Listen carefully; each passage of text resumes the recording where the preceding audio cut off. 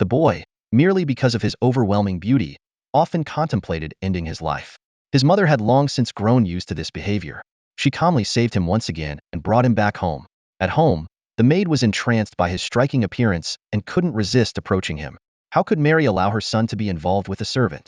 Without hesitation, she sent the maid away. George, the second son, only desired an ordinary life. But Mary had already mapped out his future. The family estate would eventually pass to the eldest son, leaving George with nothing. Yet, his natural beauty was a powerful tool she intended to use. Soon, her gravely ill husband passed away. The children were immersed in grief, but during the burial, Mary remained unusually calm. Memories came rushing back.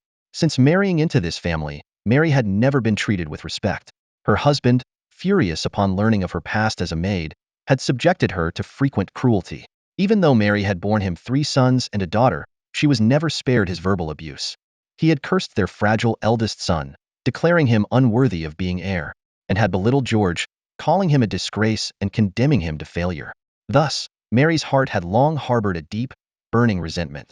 As for why her husband had been bedridden, that too was Mary's doing. She no longer wished to live under anyone's control. So, she pushed her frail husband down the stairs and prevented the household servants from rescuing him. All suffering would eventually come to an end. Mary was certain that George would give her everything she ever desired. After her husband's death, Mary went to the bank, hoping to withdraw part of the inheritance to send George to France for his education.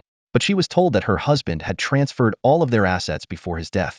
He had even given away their home. The final blow came in the form of a letter from her husband. In it, he revealed how Mary had deceived him by pretending to be a noblewoman. If this secret got out, Mary would lose her place in high society. Fortunately, the bookkeeper was loyal to her, and she narrowly escaped a public scandal. But now, Mary was in desperate need of money. 2 weeks later, Mary arrived at a private venue as directed. She was there to propose to an old earl. "Who are you?" "Your next wife." The old earl was stunned by Mary's bold declaration. After all, he had already been married several times. Mary countered, why not once more?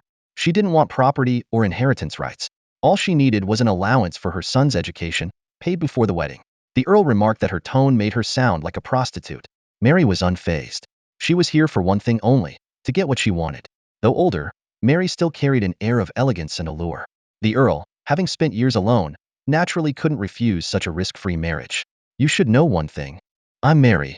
Soon, Mary shared the news with her sons. George, though reluctant, had no choice but to pack his bags.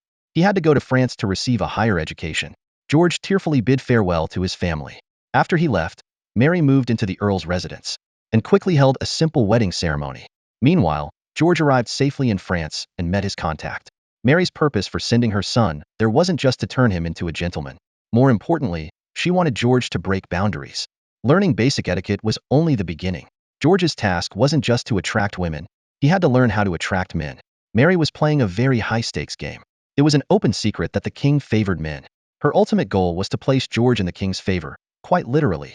Just as she was pondering how to secure an audience with the king, a golden opportunity fell into her lap. The old earl informed her that a royal guard had just visited. The king wanted to use their estate as a stopover for his summer travels. The earl was strongly opposed, recalling how hosting the king last time had nearly bankrupted him. But Mary wouldn't let such a golden opportunity slip away. After much persuasion, the earl reluctantly agreed to host the king. Mary's plan was being implemented step by step. Everything had to wait until she met the king to decide how to please him.